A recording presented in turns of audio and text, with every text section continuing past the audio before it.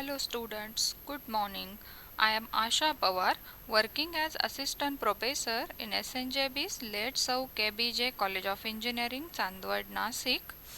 From today's we start to learn engineering chemistry in first year engineering syllabus.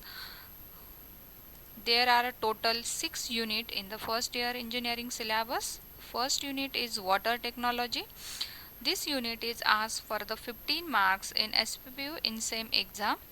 Learning objective or the course objective of unit is to understand technology involved in analysis and improving quality of water as a commodity, and the course outcome of unit student able to apply the different methodologies for analysis of water and techniques involved in softening of water as a commodity. That is, after completion of this unit, student able to apply the different method for analysis of water and various techniques involved in softening of water.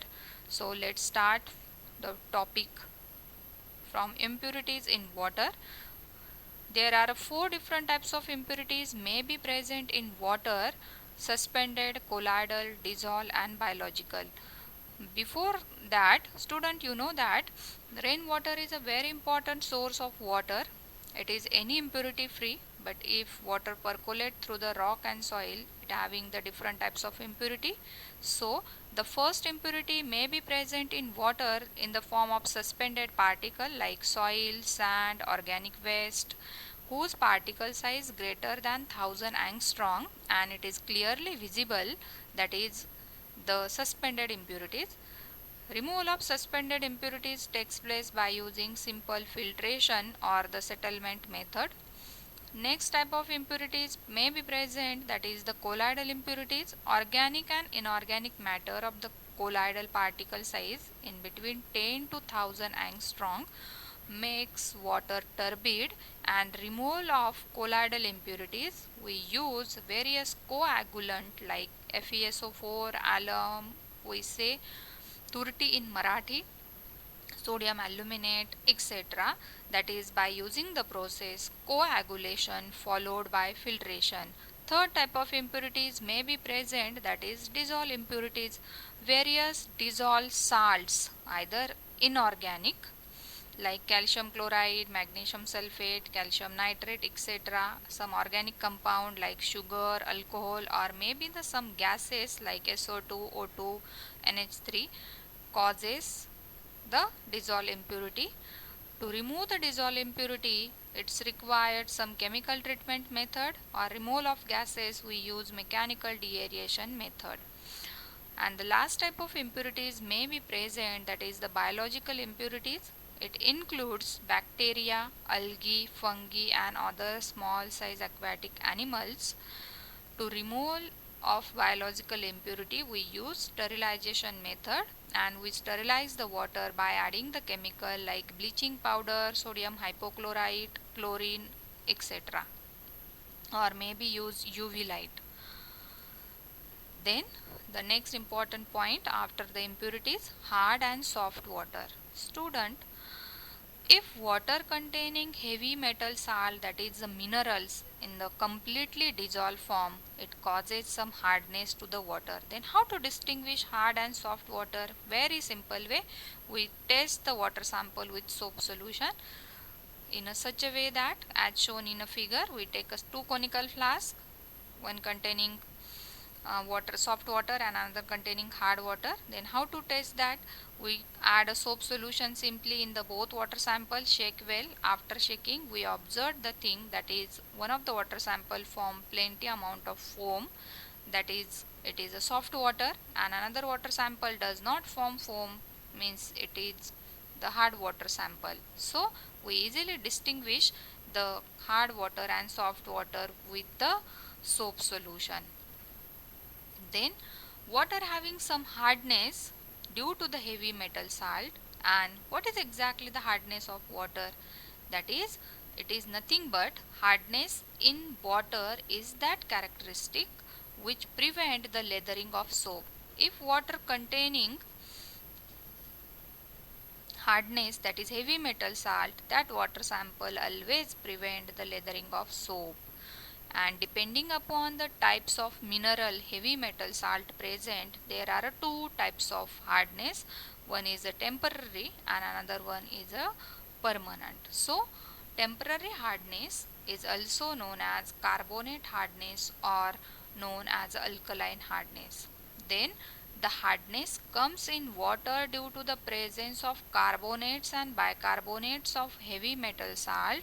This hardness is called as temporary hardness or carbonate hardness. For example, magnesium carbonate, calcium bicarbonate, magnesium bicarbonate, ferrous carbonate always causes temporary hardness. Carbonate and bicarbonate are alkaline in nature. That's why temporary hardness is also known as alkaline hardness. Very simple way or very simple method used to remove the temporary hardness from the water, that is boiling of water.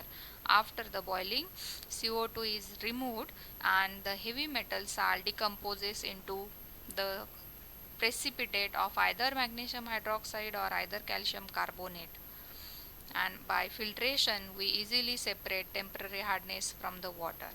Next type of hardness may be present in water, that is the permanent hardness. Permanent hardness is also known as a non-carbonate hardness or non-alkaline hardness. This hardness character comes in water due to the presence of dissolved salts other than carbonate and bicarbonate. This hardness is called as a permanent or non-carbonate hardness. Means what? Hardness caused by water due to other than carbonate and bicarbonate heavy metal, means for example calcium chloride, magnesium chloride, calcium sulfate, magnesium sulfate, etc. Then the removal of permanent hardness required some chemical treatment method.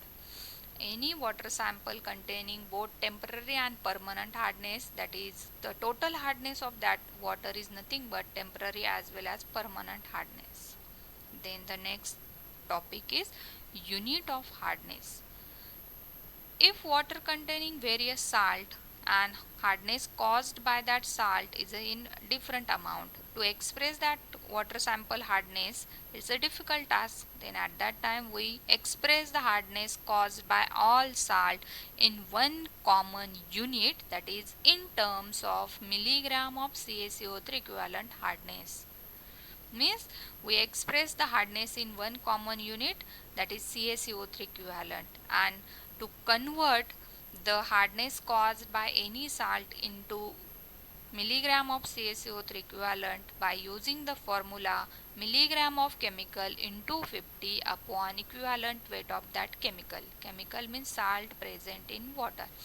Then why CaCO3 is chosen for expressing the hardness? Because it practically insoluble in water and its molecular weight is 100.